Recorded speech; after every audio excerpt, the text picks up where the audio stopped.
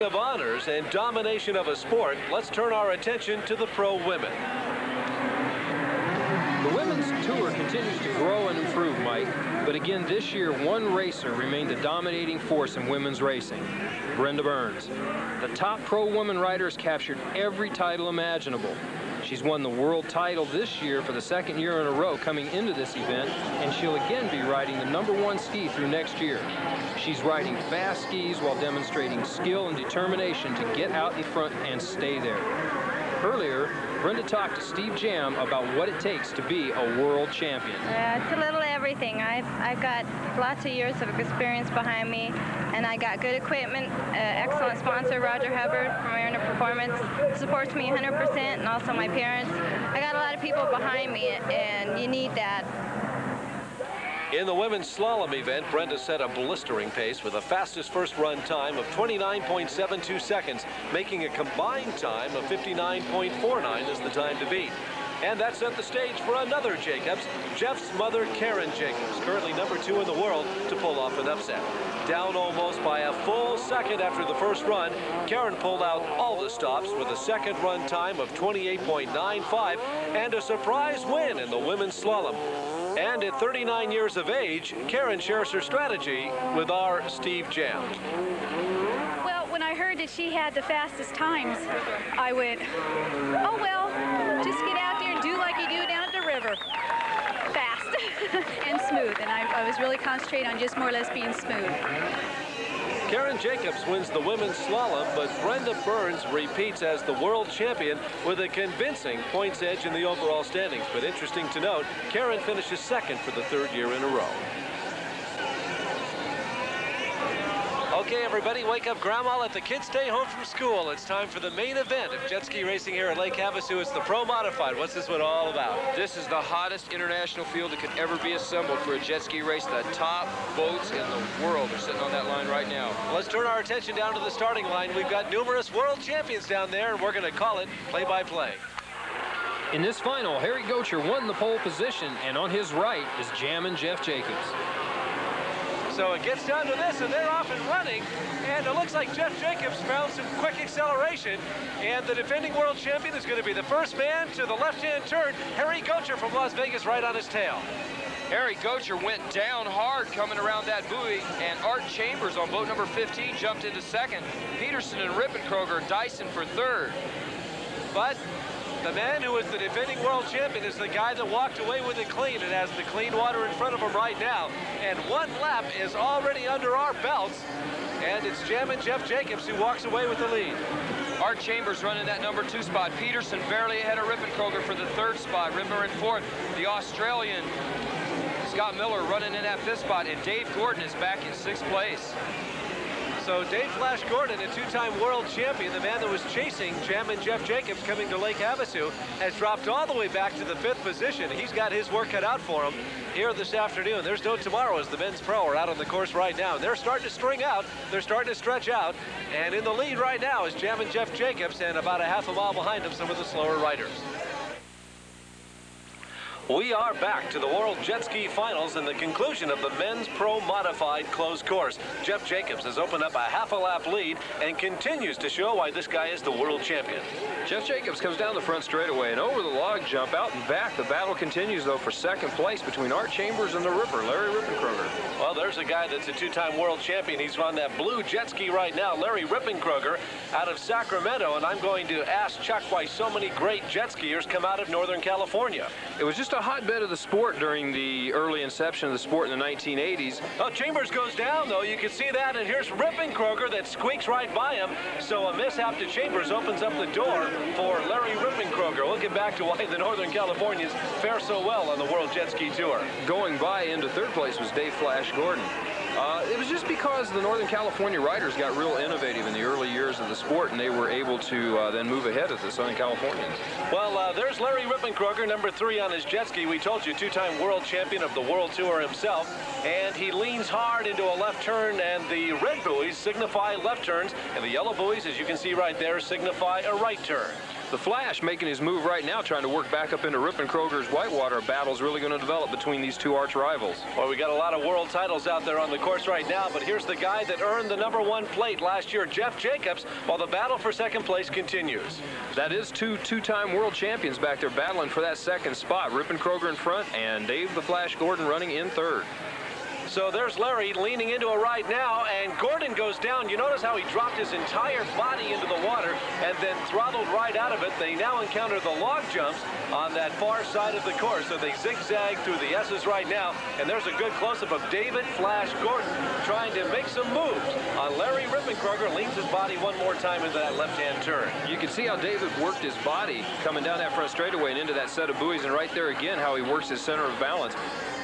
Dave more of a finesse type rider, Larry more the thrasher type. The good news for Larry is he has somewhat clean water in front of him. David Gordon is eating the backwash of Rippenkroger's jet ski right now. So Ripper with the clear water in front of him, Gordon having to encounter all that white water, or what some people would call the soup.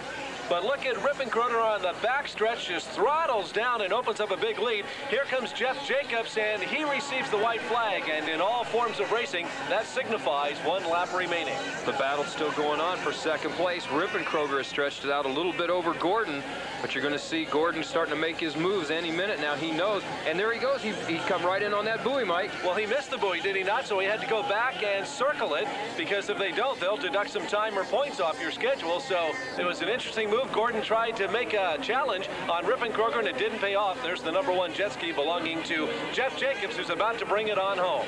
Jeff Jacobs was right there passing the Australian national champion Scott Miller, and he should be working his way around and down that front straightaway right now. Gordon right now putting all he's got into trying to catch Rippenkroger. He's having all kinds of problems. You can see him lean off the back of the jet ski, and that shows that he had lost control of it for just a second, but he powers down again. So there's the 2-time world champion, and here comes the current world champion, Jeff Jacobs, over the log jumps, and he will put his left hand up in victory, takes the checkered flag. So Jeff Jacobs goes on to win the Pro Modified. Larry Rippenkroger hangs on for second place, and David Gordon, Pro Modified defending champion from last year, will finish third. Mike, we've seen a lot of pro racing today, but the IJSBA Tour has competitive classes for just about everyone. Since 1982, the IJSBA has developed these classes, novice to pro, to help the riders gain racing experience. Remember that just 3 years ago, Jeff Jacobs was the novice world champion, and we all know what's happened since then. All of that at 17 years of age. Can you believe it? Well, buckle up, folks. Here's another event that's proven itself a crowd pleaser, the swimsuit competition.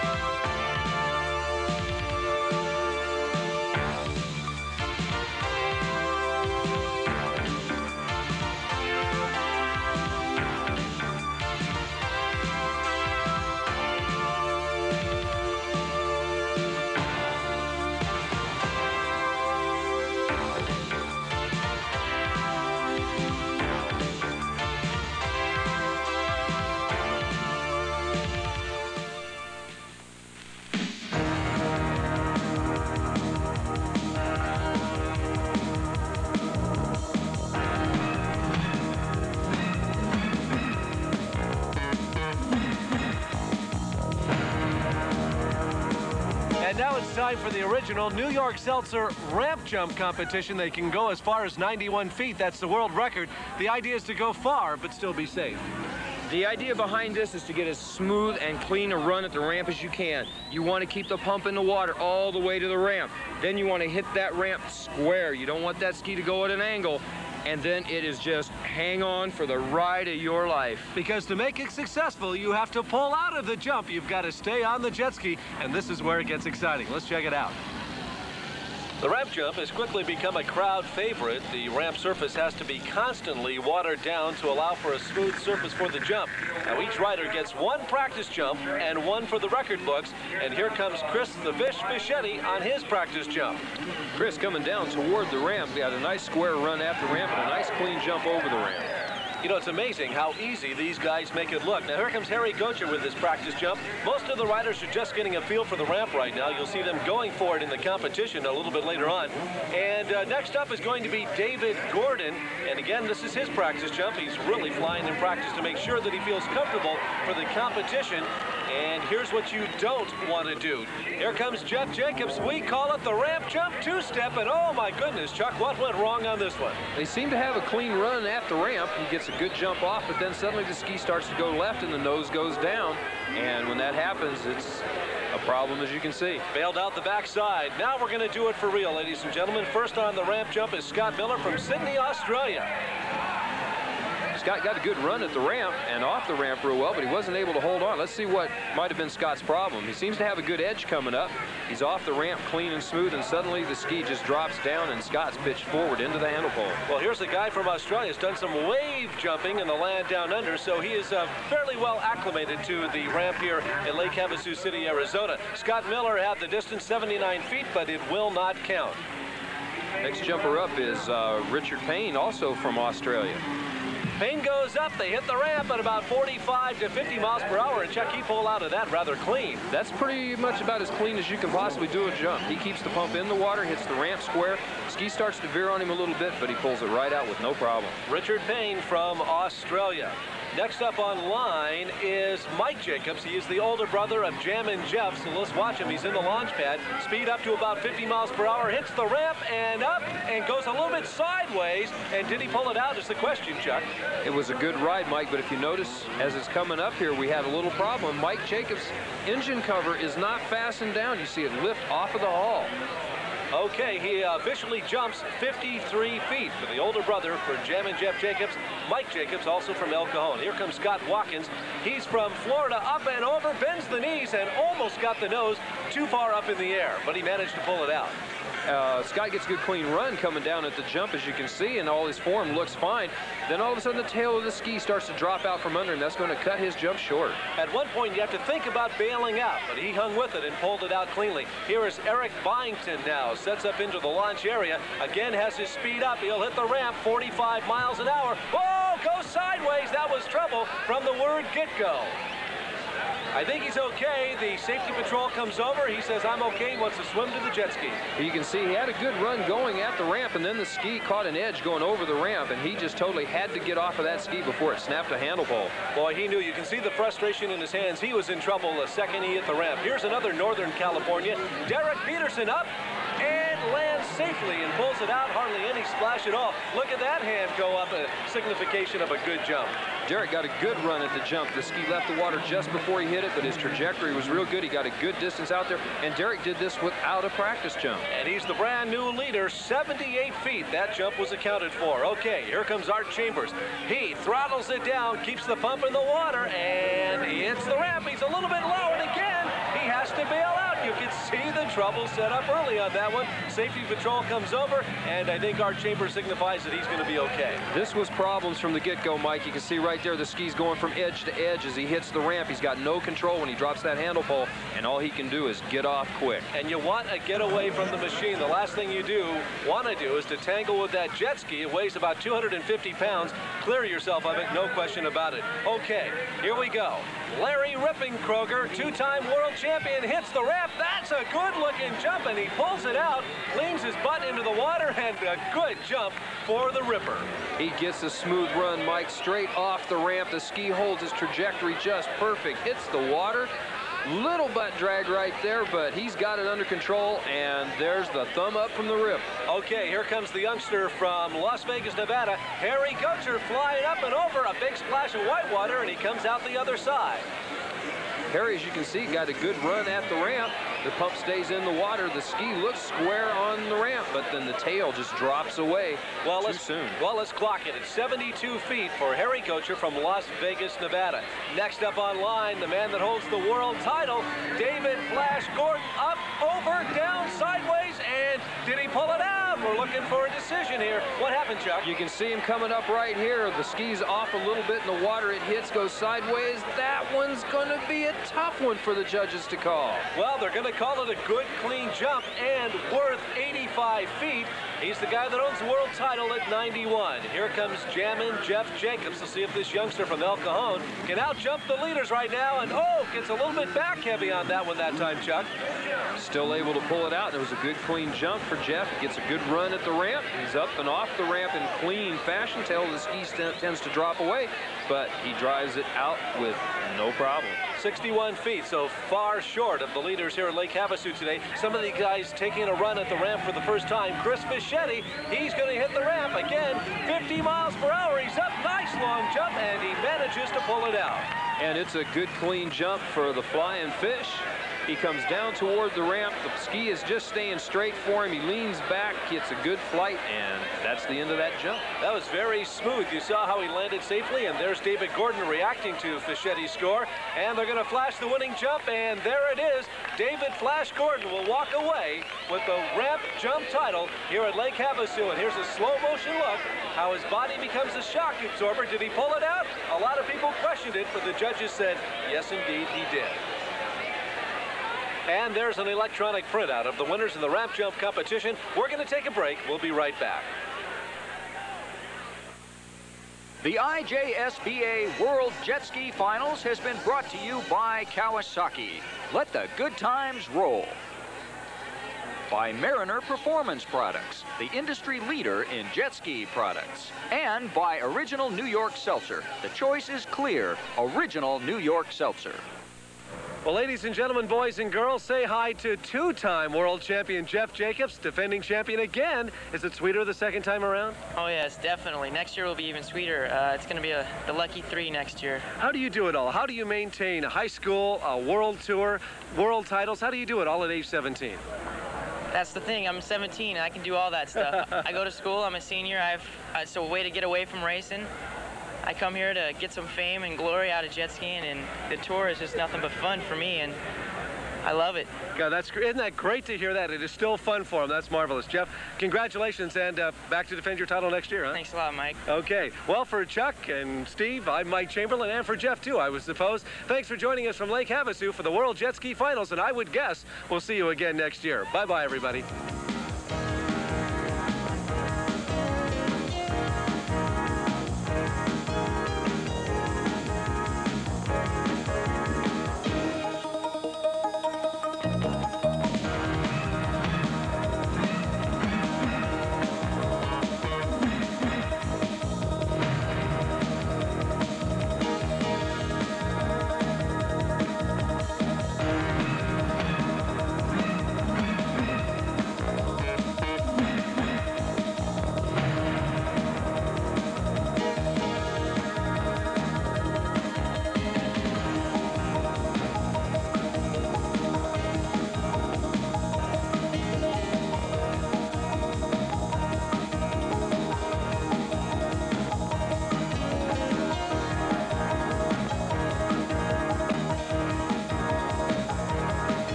This has been a Dynocom Sports presentation.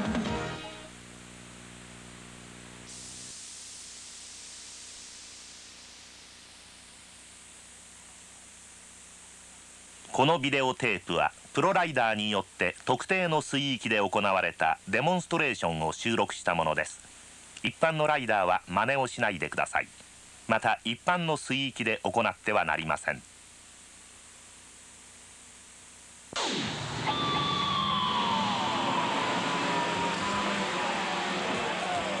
真っ青な海を2つに分け、心地よいエンジン音を響かせて快適に走るウォータークラフトジェットスキー。潮風を頬に受け、波のうねりを足に感じながらマシンを操縦するとき、あなたはその醍醐味を体いっぱいに味わうことができるでしょう。タルタルソウルオリンピックに祝典公式行事として招待されたジェットスキーショー。世界4カ国のジェットスキー協会から選び抜かれたライダーたちがソウルに集い妙技を演じました。このビデオはその記録として制作されたものです。ソウルオリンピックジェットスキーデモンストレーション。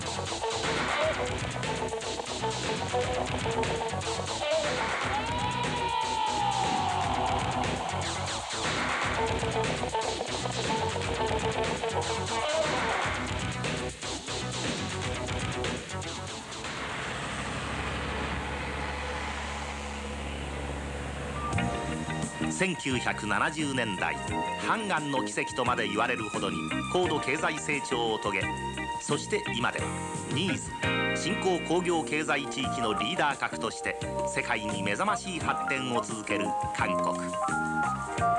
その中心である1000万都市ソウルは王朝文化の香りを現代に色濃く伝え、一方で目抜き通りに超高層ビルを次々と出現させるかと思えば、その裏側にはナムデームン、トンデームンの活気あふれた庶民の生活を息づかせ、新旧程よく調和した今世界で最も魅力的な都市と言えるでしょう。そしてそのソウルを舞台に世界から史上最大規模と言われる160カ国の参加を得て、今まさにパルパルソウルオリンピックが開かれようとしています。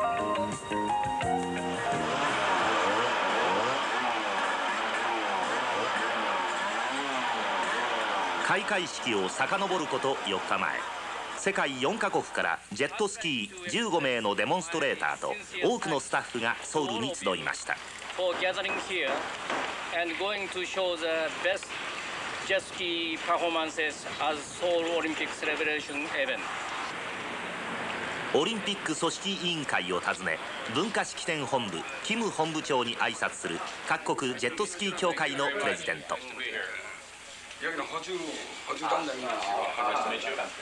여기 일본 제트스키 연맹 회장입니다. The jet ski show will be very exciting performance, and all Korean people and the Seoul city citizen will enjoy, and will give you a lot of applause. ジェ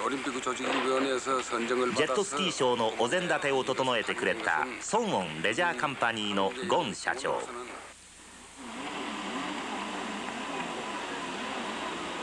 ソウル市内をゆったりと東西に流れる大河ハンガン。その南岸に建設されたソウル総合運動場の向かい側にジェットスキーショーの舞台は設定されました。オリンピック開会式の日にこのハンガンの会場で行われる祝典公式行事ジェットスキーショーに向けて練習に励む各国チームをご紹介しましょう。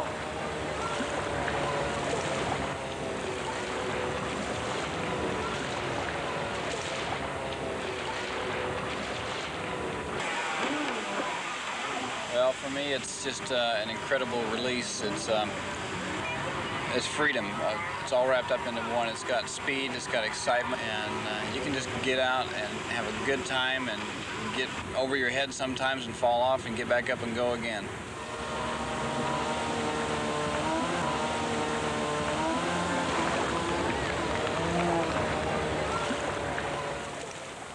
早朝のひととき、メインスタジアム周辺でジョギングを楽しむアメリカチーム。 We were out this morning jogging. We had a chance to run by the Olympic Stadium. Before you get to Seoul, you have all of these ideas in your mind what it'll be like. But when you finally get here, it is so incredible. And to run by the Olympic Stadium was like a culmination of a dream come true. We loved it. This is a fantastic experience, and we just can't wait to participate even more.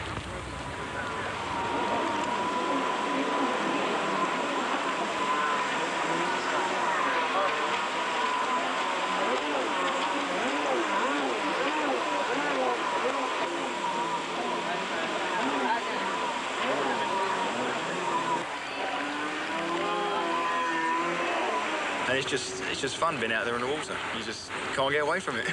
Once you've had a go, you just can't get off them. It's a bug.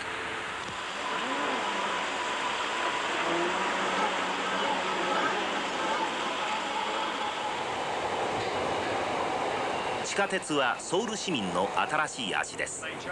練習の合間を縫って街に出かけるイギリスチームにソウル市民は気軽に話しかけます。市民との触れ合いのひとときを楽しむイギリスチーム。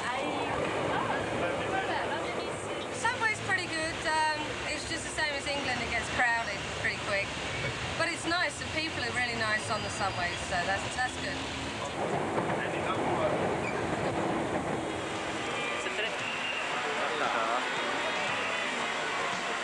ソウル市内でオーストラリアチームが一番目を輝かせた街、それがショッピングタウンイテウォンです。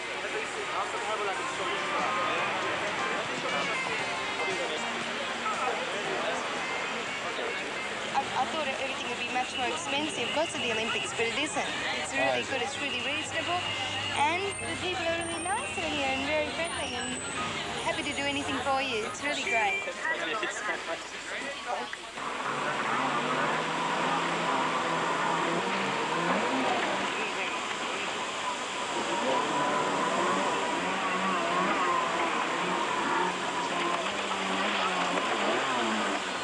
Well, I think jet skiing offers a lot more freedom to other water sports.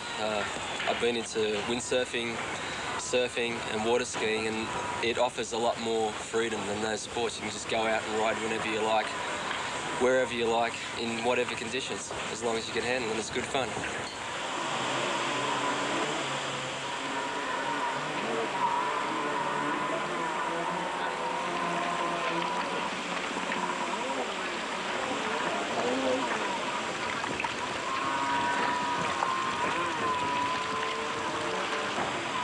今はもうどっぷりのめり込みまして、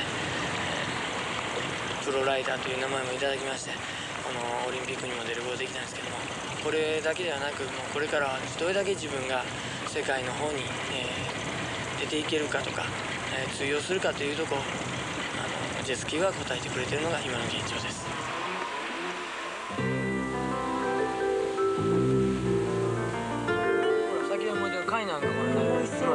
韓国を知るにはまず伝統料理韓式定食を食べようといささか都合の良い理由をつけて日本チームは韓国式料亭を訪れました。五味五色の調和を大切にする李朝時代のもてなし料理を目の前に日本チームの頬は緩みっぱなしです。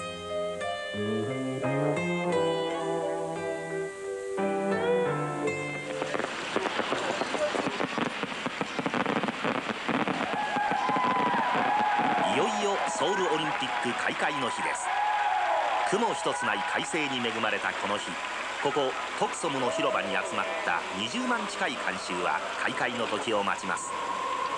1964年に開かれた東京オリンピックに次いでアジアで2度目に開かれるオリンピック。世界に飛躍する韓国の思い入れは今や頂点に向かって噴き出そうとしています。祝典公式行事ジェットスキーショーのスタートです。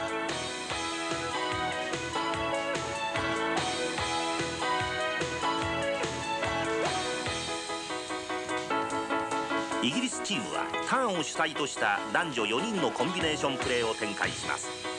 そして最後はユニオンジャックをはためかせての2人乗りを見せます。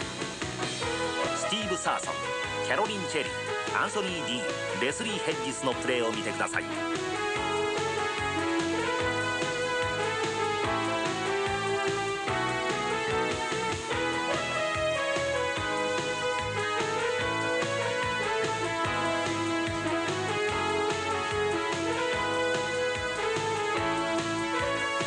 男女4人の日本チームはクロスした連続ターンのプレーを展開します。息の合ったフォーメーションプレー、男女ペアのコンビネーションプレーも見どころです。小川圭介、松下春彦、松口久美子、天満克美のプレーを見てください。